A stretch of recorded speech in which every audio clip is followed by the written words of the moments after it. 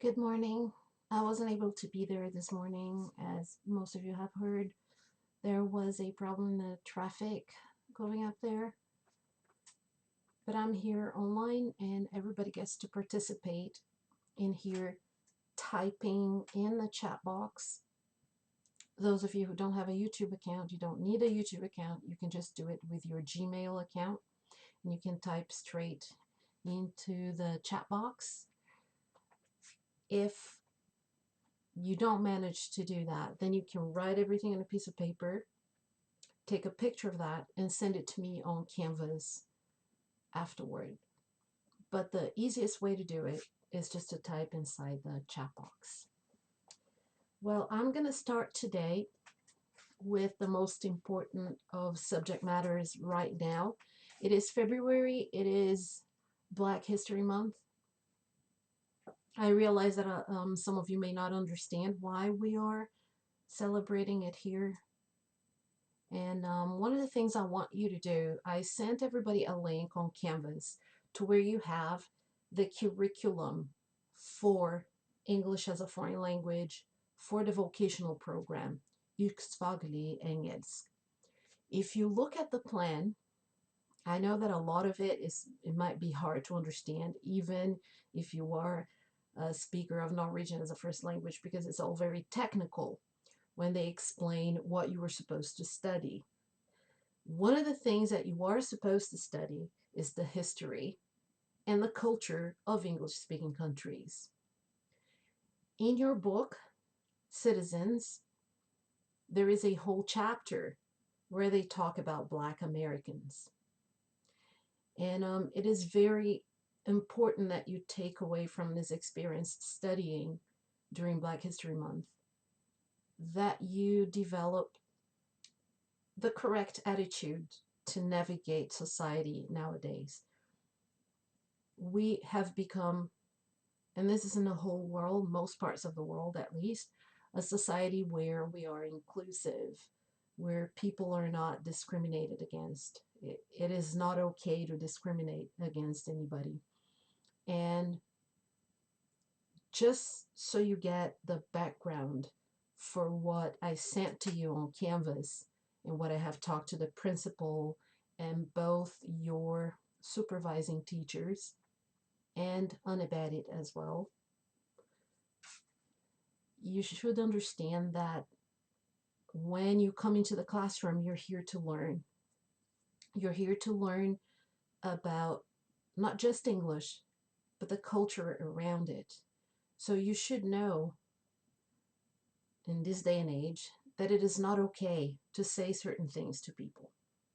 It is not okay to call a Black person the N-word. Nowadays we say Black person, you say person of color. To Americans, you say African Americans. But the N-word is never okay. And it has become unacceptable in our region as well. The similar word that you have in our region for a Black person, that is considered a discriminatory term. It is just not okay to use. And the reason why I'm saying it is because I'm the English teacher this year. Had it been a different English teacher, he or she would also inform you of this in February, which is Black History Month. So for those of you who are thinking, oh, Pollyanna just wants to do that because she's Black, so she wants to do Black History Month to celebrate her people or whatever, it has nothing to do with that. All over the world, there are teachers who teach English and American studies who are doing a segment on Black history this month. And last year, it was not just me. Last year, other teachers at the school as well did it. So it's very important that we come away from the experience of going to school, going to high school, as better people, not just more knowledgeable about things, but also that we know how to navigate society. It is not okay to go to a person who's doing a Black Lives Matter protest and say, hey, why you don't see us holding up a sign saying White Lives Matter. Let me just tell you a little story to see if you understand where I'm coming from, not only as a person of color, but also as somebody who's trying to teach something beyond just teaching language. Let us just say there is a neighborhood with 10 houses, 10 houses in that neighborhood. 8 of them are green, 2 of them are purple. I hope everyone's following this. I'm not very good at mathematics, but this here I can do. So the 8 houses, let us just call them the 8 greenhouses. They're fine. They're in perfect condition. The two other houses that remain, they're burning. And you need to call the fire department. So where are we going to send the fire department? To the houses that are not burning, or to the houses that are burning? I feel like the obvious answer for anybody, no matter what color the houses are, it is the 2 houses that are burning that demand attention. It's the 2 houses that are burning that need the help. So you're going to send the fire department there. If you don't understand the analogy, the burning houses, you can take that as the people of color. And the 8 houses that are not burning, you can think of that as white culture. That culture is protected and has been. I also sent you on the Canvas message. If you don't understand where I'm coming from, you would still be able to read in Norwegian what I wrote on Canvas for you. I have also, like I said, informed the principal, your 2 supervising teachers, and Anne Berit on it. It is more than just, this is not just for fun or, hey, let's just celebrate. It's just so much fun. It's more a way to honor a culture that was oppressed for so many years. And it is, in this day and age, it is not okay to discriminate. It is not okay to put down or make jokes about something like that. Even if deep down inside you don't agree with it, it is part of your school curriculum. And if you have an assignment about this, if it's on your book, if it's a chapter on your book, you will have to do it. It's part of what you have to do. So today there was a plan that 2 of the students in this class were going to recite a poem.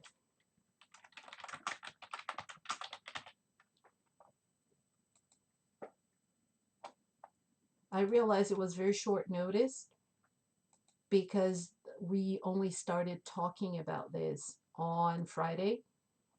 So these 2 students, they will have more time to prepare for that assignment.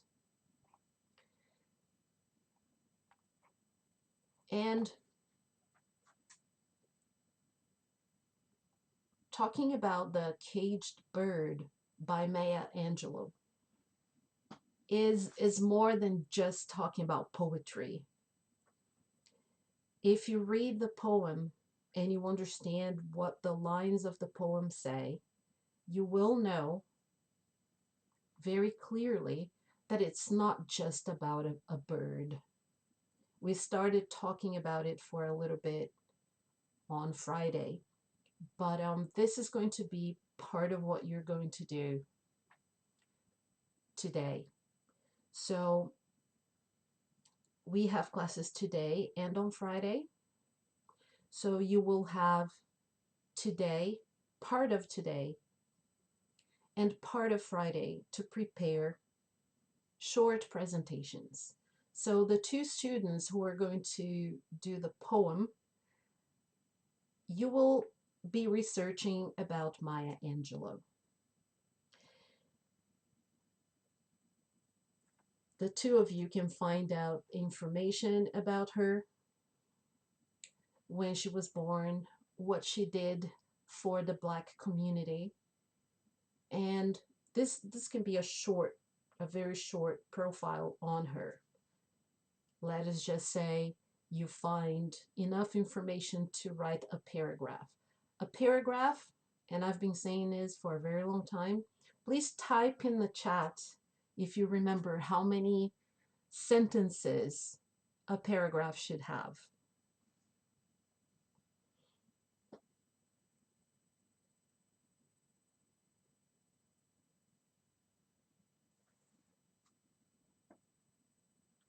I have a feeling that a lot of you know, but if you don't remember, it is between 10 and 12 sentences. It is very, very, very important that you take notice of how to do writing in academic English. And also, you should know that a sentence, let me put this in the background for you. All right. I want you to type in chat. I'm going to write 2 sentences. And then in chat, you're going to type a number for which sentence has the right to be called a sentence and which one is not a sentence.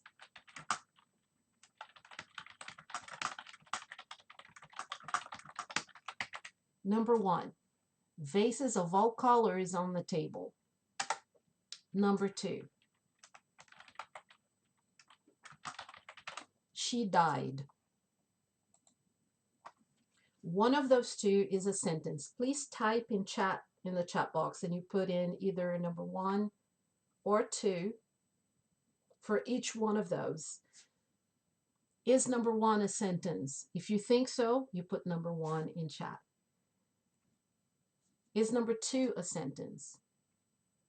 If you think so, then you put number 2 in the chat.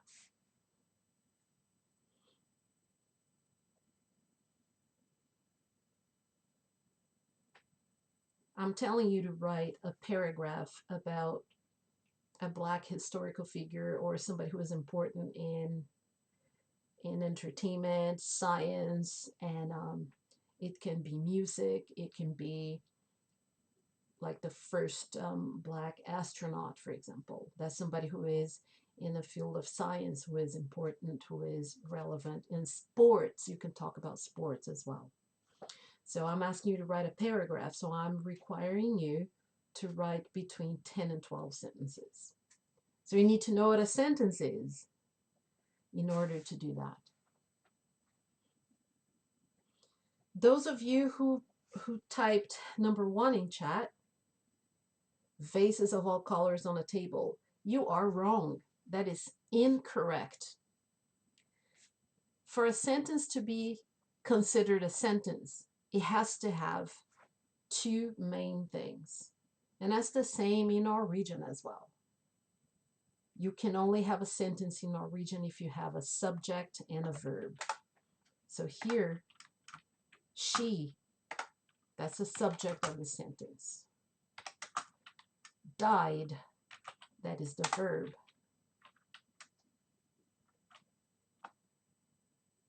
In other words, somebody has to do something.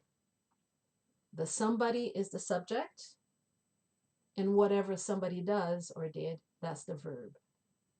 In some circumstances, you can add more than those 2 elements to a sentence. For example,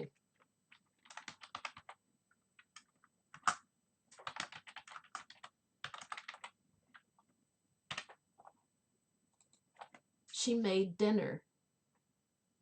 She made dinner. So here you have 3 elements. So she, that pronoun that substitutes, it's a female pronoun.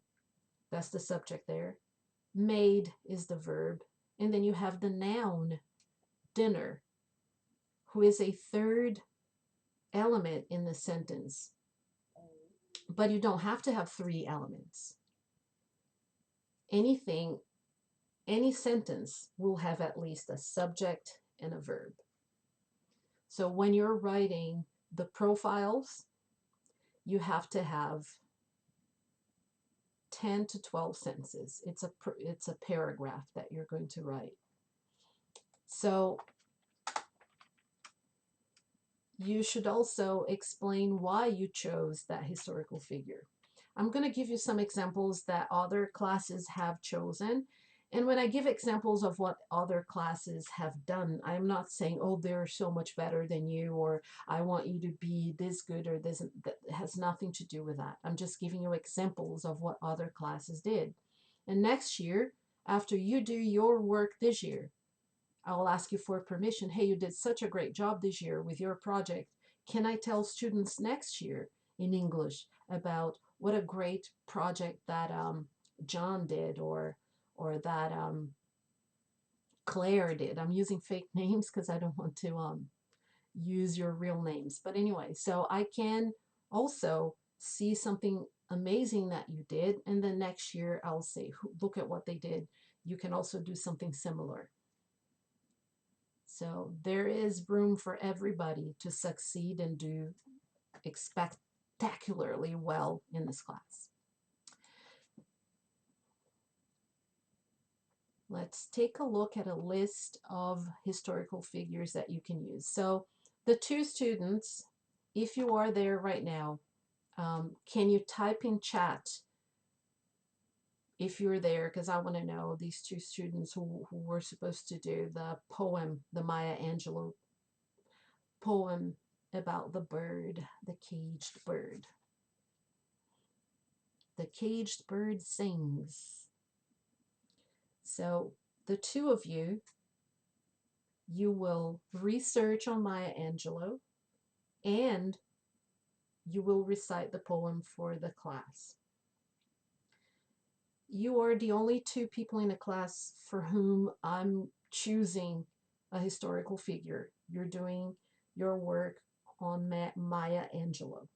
The rest of you, you can choose somebody that you think is interesting for some reason.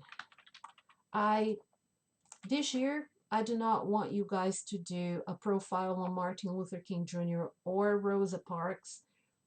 Wait a minute. Don't get all excited. The reason why I'm not asking 11th graders to do a profile of Maya Angelou, or I'm sorry, not Maya Angelou. Maya Angelou is for the two students who are doing the poem. Martin Luther King Jr. and Rosa Parks, it's because I know what you guys learned in 8th, 9th, and 10th grade, and sometimes before that, you have already seen enough about Martin Luther King Jr. and Rosa Parks. So much so that on Friday, when I asked you about those two people, a lot of you raised your hands and you had a lot to say about them. So rather than having you repeat things that you already know, I want you to research on different people. There is a list of historical figures here. I even gave you examples of what some of my students did last year. One of my students did a profile on Ruby Bridges, the first African American girl to go to a white school. That was a very interesting presentation that they did, and it was very inspiring. And whoever gets that story to tell that story will also be able to inspire the rest of your classmates. Here's the profile on Martin Luther King Jr. And this year we're not studying him because you have already studied him. So do not do a profile on him. Harriet Tubman, that's also somebody that you can do a profile about. I advise you to talk to your classmates to make sure that you don't have several people talking about the same historical figure. And of course, everybody knows President Barack Obama, but I'm going to leave him on this list to give you more options since he is a part of modern history. You can also talk about his wife, his former First Lady, Michelle Obama. Thurgood Marshall, American civil rights lawyer. So there are lots of different people that you can talk about. Sojourner Truth, a feminist and abolitionist. Langston Hughes, African American poet. So there are 15 names on this list alone. You don't have to choose people from this list. I told you last year, some of the girls in one of my classes, they talked about music. I did a presentation of my own to show them the origins of Black music in the United States. And a lot of you may not know. People know who Beyonce is. But for Beyonce to be where she is, for Rihanna to be where she is, there were women that came before them that walked the walk and made it possible. So we last year talked about Donna Summer and we talked about Diana Ross. We had a whole segment on the Jackson 5.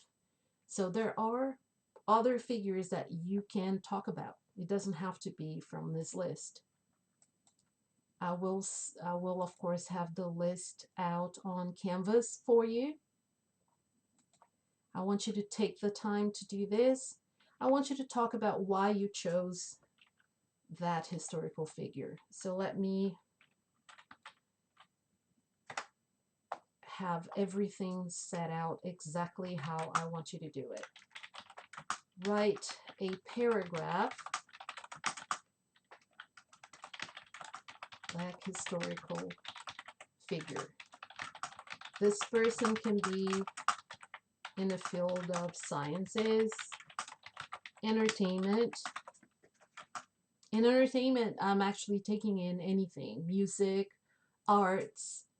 We had another student last year who did, she wrote her, it wasn't a paragraph because it was, they were the 12th year students. So in 12th year, you do more academic work. So they did a whole essay. So she wrote an essay about African American art. And she also, for her presentation, she did a TikTok video where she showed the different pieces of artwork, which was really interesting. Somebody may come up with something even more creative. You can find something that you want to work on. So I'm putting down science, entertainment, and I mean music, art, sports, anything, or it can also be activism. It's a very broad spectrum of themes that you can approach here. So more guidelines for you. You should start your paragraph by stating why you chose that historical figure. For instance, you can say, I chose Rihanna because she is a fantastic singer. She has inspired so many women. There are different things that you can say about why you chose that person. Or if you choose Barack Obama, I chose Barack Obama because I feel like as a politician, he opened doors for a lot of other African American politicians. And he inspired, you can talk about the inspiration. I keep talking about they inspired people. Inspiring people and doing something fantastic, doing something amazing that will get others to see the world differently, that is inspiring, that is important for future generations. So you will start your paragraph and you will explain why you chose that person.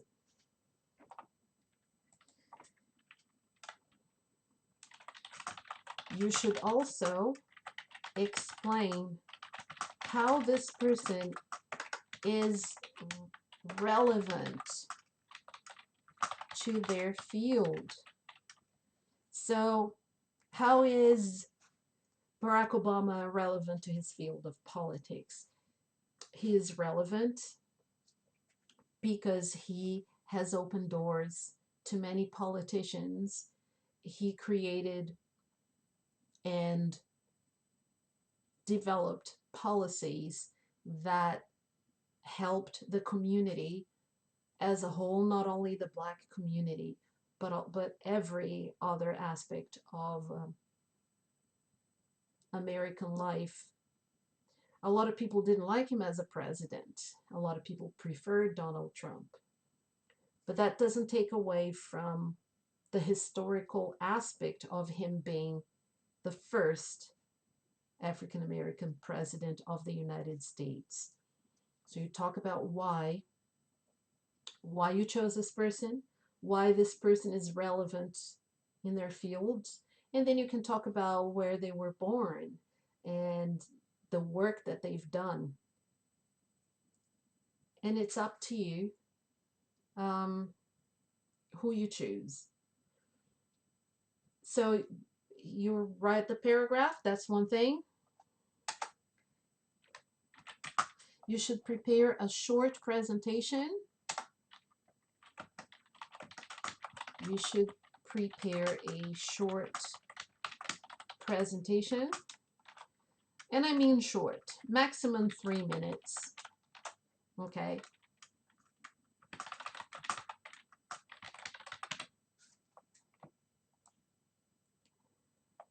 These presentations will be done on Friday.